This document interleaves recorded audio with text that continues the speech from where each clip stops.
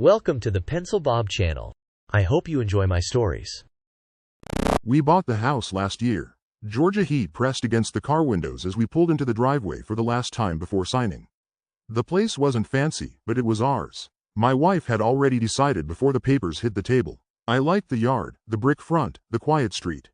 I just wanted it done. At closing, the woman handling the paperwork flipped through a stack of forms and said, "There's an HOA fee of $300. I looked up. Per year? She shrugged like it didn't matter. It's standard here. My wife squeezed my arm. She wanted this house bad. So we paid it, $300 more on top of everything else. No one explained what it covered. No mention of amenities. No packet. No rules. Nothing. Just a quick note in the ledger and her pen moving to the next line. We moved in 2 weeks later. The street looked quiet, a little worn. Houses all the same shape but in different stages of care. Some lawns perfect, some dead. Nobody waved, nobody introduced themselves. The first month was normal. We unpacked, fixed a few things, painted the guest room. It felt peaceful, though something about the neighborhood felt disorganized. The sign at the entrance was old, cracked, with half the letters faded out. One mailbox leaned sideways like someone had hit it years ago and never fixed it. My wife brought up the HOA a few times. They must keep it simple, she said. Maybe it's just a small community thing. I wasn't convinced. If it was real, there should have been contact info, due schedule, or at least a welcome packet. There was nothing. Then, about 2 months later, I noticed a small sign at the neighborhood entrance. Someone had hammered it into the ground crooked. It read in big black letters, HOA meeting, Friday 7 p.m., Greg's house. No address, no explanation, just Greg's house, like everyone should already know. My wife said, we should go. Might be nice to meet people. I didn't want to. Something about the handwritten sign and the uneven letters looked sketchy. But she was excited, and I figured maybe it would clear things up. So we went. That Friday, we walked down the street just as the sun dipped behind the trees. Greg's house was the one with the giant pickup truck out front and a yard full of decorative rocks. People were already parked up and down the street. We stood on the porch a moment. Voices carried through the door, angry ones. "I told you, I'm not paying for his lawn again," someone shouted. Another voice cut in, sharper. "You're on the list, Linda. You don't get to opt out." My wife looked at me. "Maybe we should come back later." I knocked anyway. The door opened halfway. A tall man stood there. Late 40s, thick arms, close-cropped hair. His eyes darted between us. "You the new ones?" "Yeah," I said. "We saw the sign." He opened the door wider. "Come in. We're already started." We stepped inside. The living room was cramped, filled with mismatched folding chairs. A dozen people, maybe more, packed in shoulder to shoulder. The air smelled like beer and cheap cologne. A woman in a floral blouse sat on the couch holding a notebook. "That's Donna," the man said. "Treasurer." He slapped his chest. "I'm Greg, president." My wife smiled politely. "Nice to meet you. Sit anywhere," Greg said, waving to a space beside Donna. The woman gave me a quick nod. "Welcome to the community," she said quietly, like she'd been told to say it. I sat next to her. The others murmured about something involving mowing. Greg stood in the center of the room, pacing like he was leading a board meeting. "So," he said, clapping once, "we've got this strip of grass near the entrance. It's not huge, but it's our common area. Someone needs to mow it every 2 weeks. Volunteers?" No one raised a hand. A heavy-set man near the wall muttered, "I did it last time. I'm not doing it again." Greg shot him a glare. "Then maybe we raise the dues again." I leaned toward Donna. "What exactly does the HOA cover?" She hesitated. "Oh, just basic things. Signs, entrance maintenance, little stuff." "How much is the annual fee supposed to be?" I asked. She laughed nervously. "Well, honestly, I didn't know what to charge you guys when you moved in, so I just wrote down $300. Sounded fair. I stared at her. "You just made it up?" She shrugged. "Everyone else pays different amounts. Depends how long they've been here." My wife gave me a look that said everything. Across the room, Greg's voice got louder.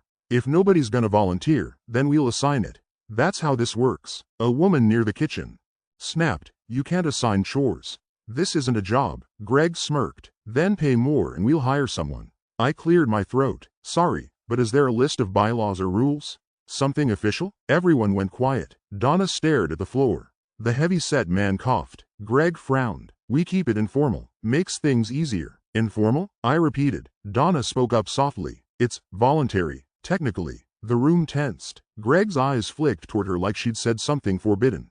Voluntary? I said. You mean we don't have to be part of it? Greg's tone changed. That's not what she meant. It sounds like exactly what she meant, I said.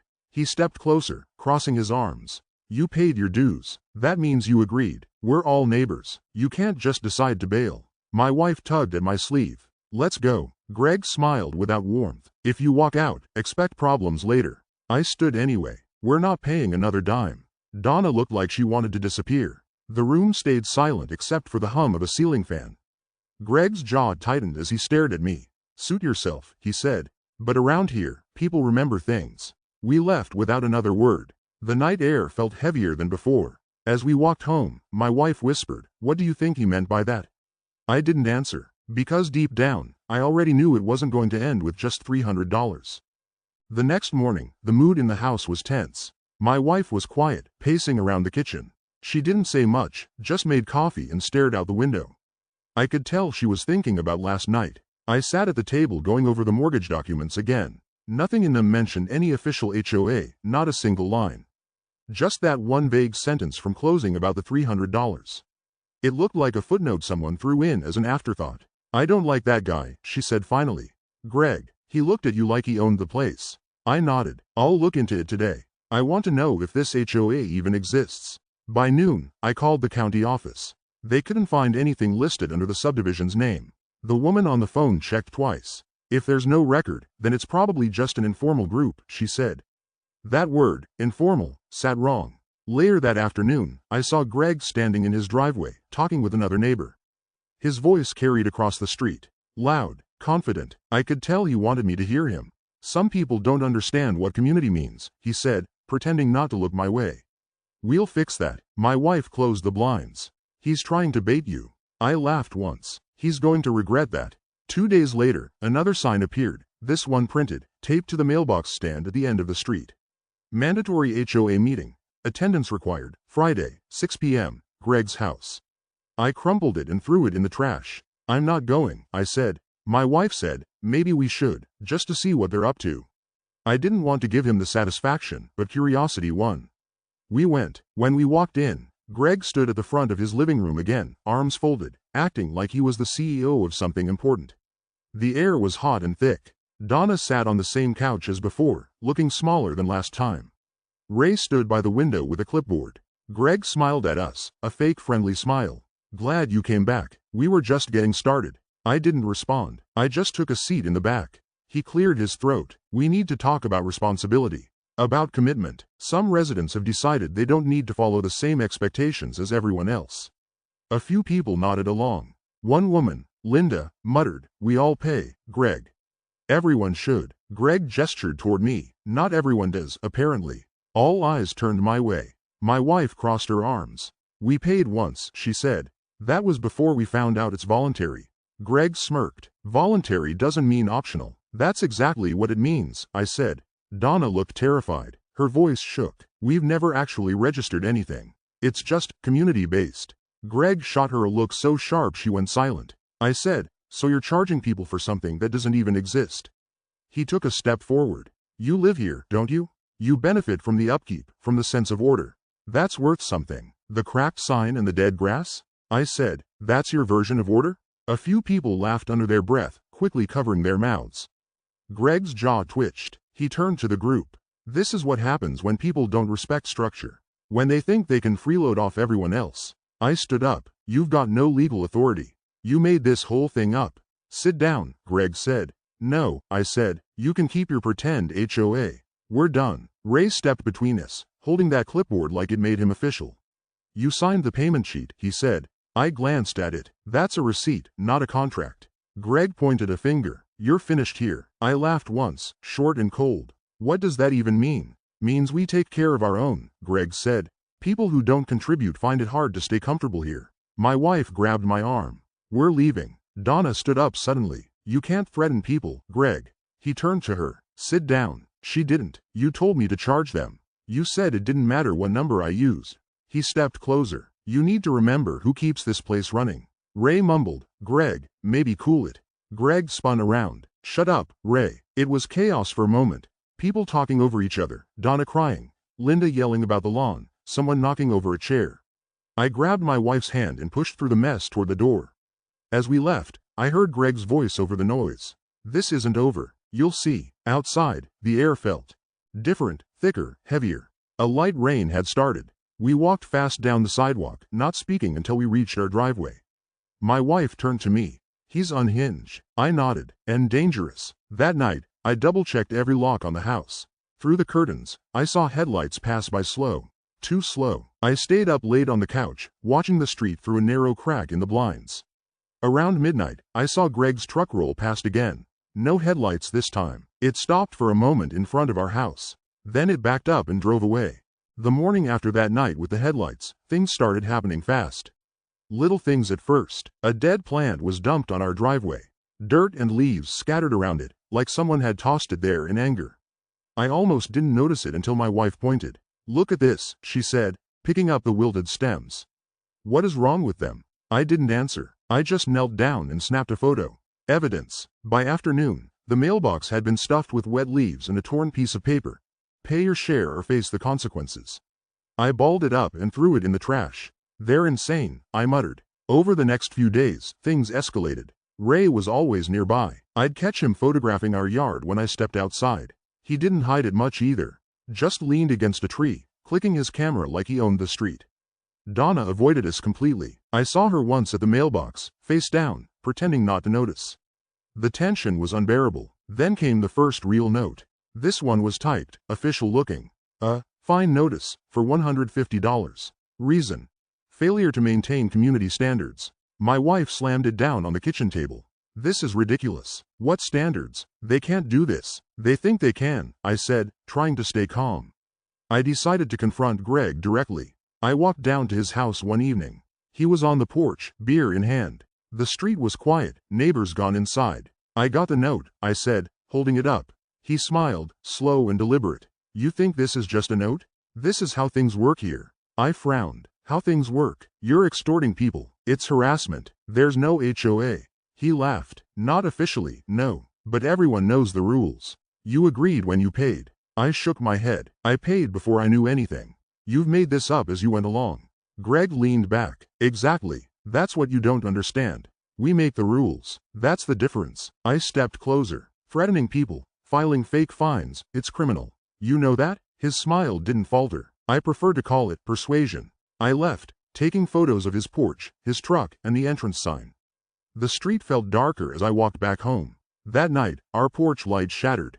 The glass was scattered across the concrete. Nothing else touched, just the bulb. My wife yelled when she saw it. "I don't want to live like this," she said. "I know," I said. "But we document everything. That's how we survive this." Then the graffiti appeared. Someone spray painted the word "participate" across the side fence. Fresh paint, still wet. I took out my phone and filmed it. My stomach twisted. Whoever did this wanted to intimidate us. Plain and simple. By the next day, it was clear this wasn't random. Greg and Ray were deliberate. Every note, every photo, every small act was meant to unsettle us. I started keeping a journal. Each incident, every detail, date and time. Video, photos, notes. I didn't speak to the neighbors. Some of them pretended not to notice. Others whispered when we walked past. A few warned me in quiet tones, "Don't push it. You'll regret it." The wife was nervous but stayed strong. She refused to leave the house. Every day, she asked if we should involve the police. I said we needed proof first, or they'd deny everything. Then, one night, my security camera caught someone near the back gate. A figure, hooded, moving slowly. The video was grainy, but the truck parked down the street matched Greg's. I didn't tell my wife immediately. I wanted to be sure. Days later, Donna called. I answered, wary. "I can't do it anymore," she whispered. "He's dangerous. He'll do something worse if he finds out I talked to you." I stayed silent, listening. "They made me charge you that $300.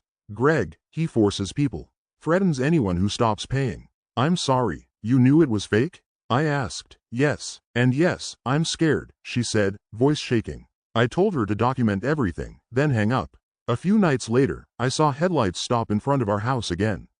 The truck idled for a long moment. No one got out, just watched. My heart pounded. Finally, it drove away. But I knew it wasn't over. It couldn't be. The house felt smaller, heavier. We stayed inside as much as possible. I slept in the living room near the front window, watching the street, logging every movement. I realized then that this wasn't just a few bullies trying to run a fake HOA. This was organized harassment, calculated, personal. We weren't just neighbors, we were targets, and I knew that when Greg thought he had enough control, he would escalate. Further, that night, the camera caught a figure bending over the mailbox, slipping a new envelope under the flag. The camera zoomed in just enough to show a familiar smirk, Greg. By the next morning, I had made a decision. I wasn't going to sit back and wait for them to escalate. Every note, every smashed light, every late-night visit had been documented. Photos, videos, journal entries, I had everything. It wasn't much comfort, but it was a start. I spent the morning at the county clerk's office. The receptionist gave me a blank stare when I asked about the HOA. "There's nothing registered under that subdivision," she said. I asked again, checked the zoning records, property filings, tax records, nothing. Not a single official document existed. I stepped back into the sunlight outside. My stomach tightened. This wasn't just harassment, it was a scam. Greg and his crew had been running this fake HOA for years, and we were just the latest targets. I started showing the evidence to neighbors. Most ignored me, a few whispered. Then Frank, an older man with a stooped back and tired eyes, approached me on his porch. "I've been here a while," he said. "Greg's been doing this to people for years. Some pay, some fight. Nobody wins unless you take it to court. I've got old envelopes and notes if you want them." I nodded. "I want everything you have." He handed me 3 thick envelopes full of receipts and notes, payments people had made, letters of intimidation, photos of mowed lawns labeled with names. I flipped through them quickly. Greg had documented everything meticulously, as if he thought he would never get caught. That evening, I met with a lawyer. I didn't want advice, I wanted action. She leafed through my folder, raising an eyebrow at the sheer amount of evidence. "This looks like extortion and fraud," she said. "You could file a civil suit, and the county might pursue criminal charges. You have photographic proof, witness statements, and admissions from someone inside. You're in a strong position." I felt a surge of relief. Not because I liked fighting, but because finally there was a path forward. We filed the complaint with the county first. They opened an investigation immediately. Detectives asked for copies of every note, every photo, every piece of mail. They told me it was organized harassment and could lead to criminal charges. Donna called that night. She whispered through tears, "I'm sorry. I had to follow Greg's instructions. He said if anyone quit paying, he'd make it hell." I didn't want to lie, but I was scared. "I can give you everything I have." I stayed on the phone until she finished reading the list of threats and payments. Every detail added weight to our case. We set up a civil lawsuit. Names, amounts, dates, all listed. Greg, Ray, even a few residents complicit in the intimidation were included. It wasn't personal, it was accountability. Within a week, the county issued restraining orders against Greg and Ray. They weren't allowed near our property or to contact us. My stomach twisted at the thought. They had been brazen enough to stalk us openly, and now a piece of paper was supposed to stop them. But it was a start. 2 days later, officers served subpoenas at Greg's house. They took his ledgers, his computer, even his truck. It was surreal seeing the same truck that had terrorized our nights impounded. Greg and Ray weren't happy. Greg filed a countersuit, claiming defamation, harassment, and slander. He wanted to scare people into backing down. His lawyer argued he acted in good faith as part of a voluntary association. It didn't matter. The evidence was stacked against them. Each envelope, every note, every camera photo showed intentional intimidation and financial exploitation. The night the restraining orders were granted, my phone rang. A deputy called. "We just arrested Greg on an unrelated charge, but the paperwork we found in his house is worse than expected." I sat on the couch with the phone still pressed to my ear. My hands were shaking. Donna had warned me, but even she couldn't predict the extent of what the authorities had uncovered.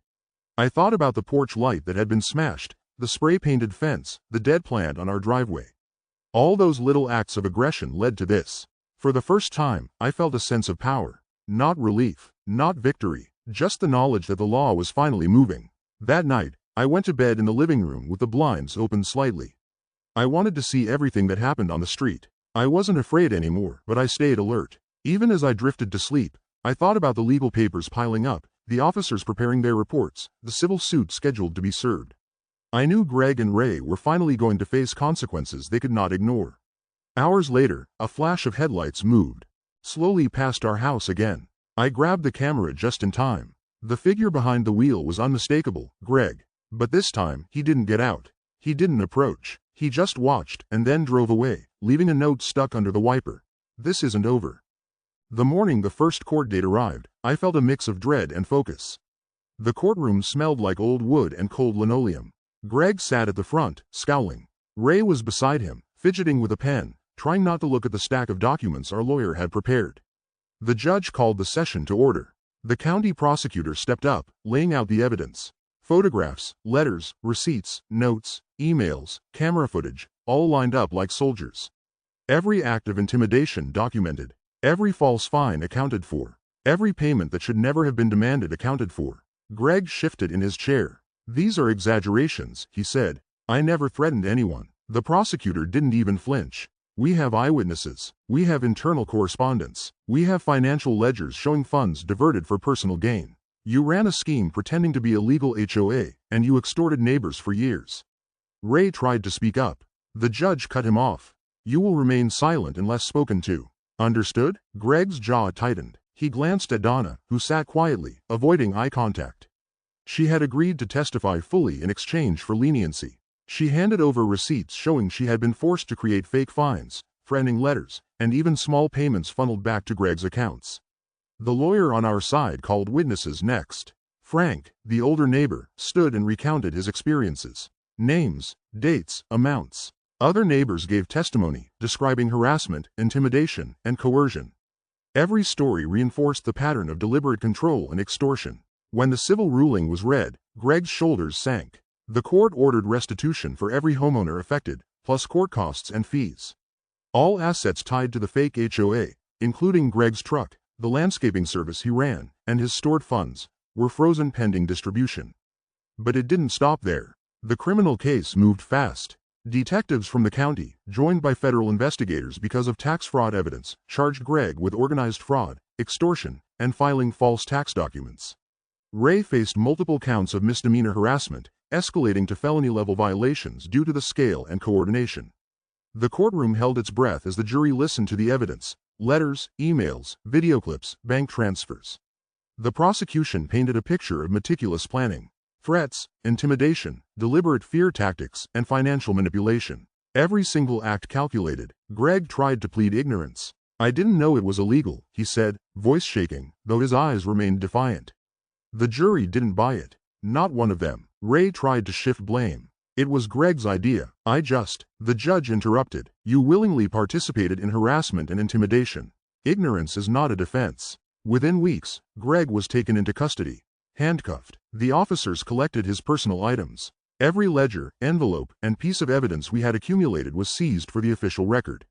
Ray surrendered after a bench warrant was issued. The judge ordered him into pretrial detention because of repeated violations of the restraining orders. Donna cooperated fully. Her plea deal meant she faced reduced charges, but she had to testify against Greg and Ray. She also had to repay all funds she had received. Months later, the sentencing hearing was brutal to witness.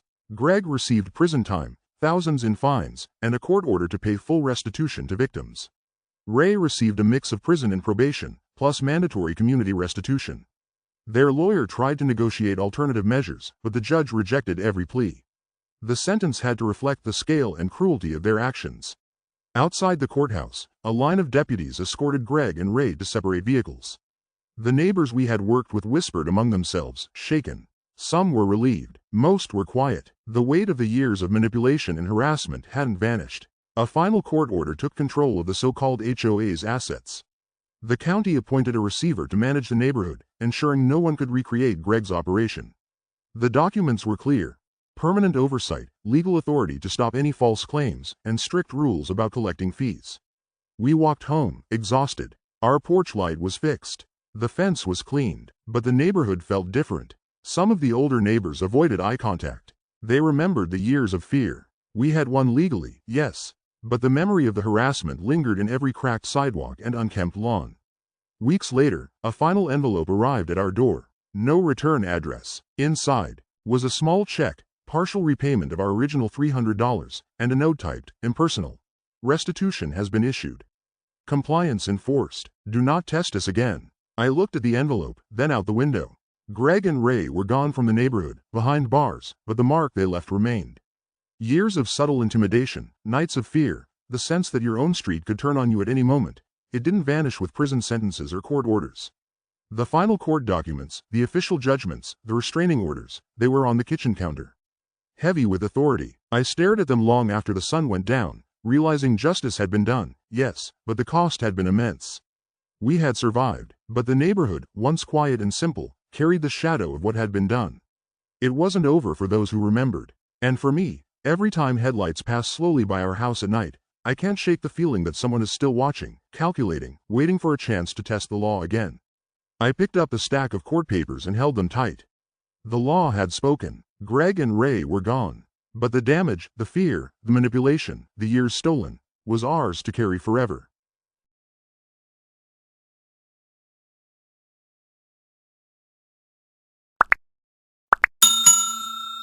I would like to thank you for watching the video to the end. To encourage us to make more videos, please like, subscribe, comment, as well as share. Check out this other video if you haven't already.